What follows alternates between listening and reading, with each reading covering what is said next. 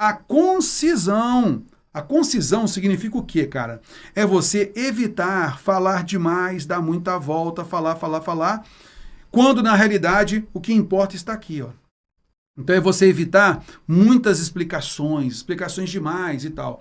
O que acontece muitas vezes é o seguinte: você, numa relação didática, né? Você pega o seu PDF ali, está lendo, caraca, dá para poder entender isso? Então, olha, resgata um histórico sobre isso, fala sobre isso, assim, assado, até chegar àquele ponto. Isso é o padrão didático. Diferente da objetividade necessária e da concisão necessária para uma correspondência oficial. Concorda comigo? Às vezes, se precisa explicar as ideias didaticamente até chegar ao ponto principal. Uma linguagem jornalística, muitas vezes, ele quer trazer todo o arcabouço de ideias até chegar ao ponto central. Isso quer dizer que está errado? Não. Mas, para a correspondência oficial, se deve ter a concisão, se deve ser objetivo. O documento, ele solicita uma máquina para um outro órgão, então esse documento deve diretamente já pedir essa máquina e pronto. Coloca, então, a razão disso e, na sequência, já pede.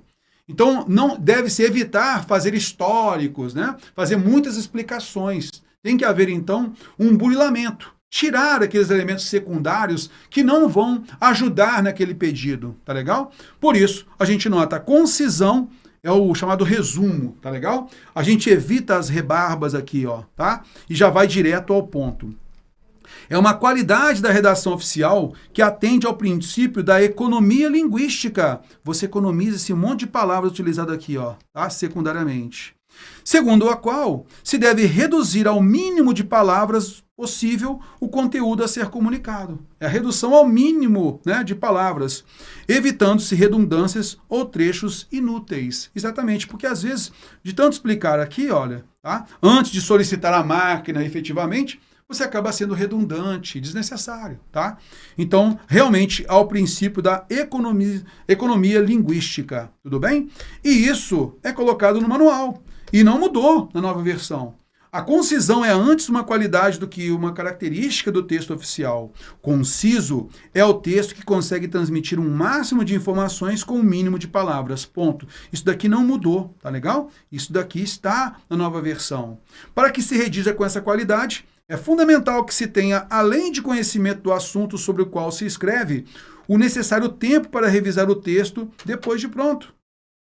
É nessa releitura que muitas vezes se percebem eventuais redundâncias que deve evitar, repetições desnecessárias de ideias que se deve evitar. Essa é a ideia colocada aqui, ó. Está vendo só? Por isso, a gente nota que é certa a afirmação.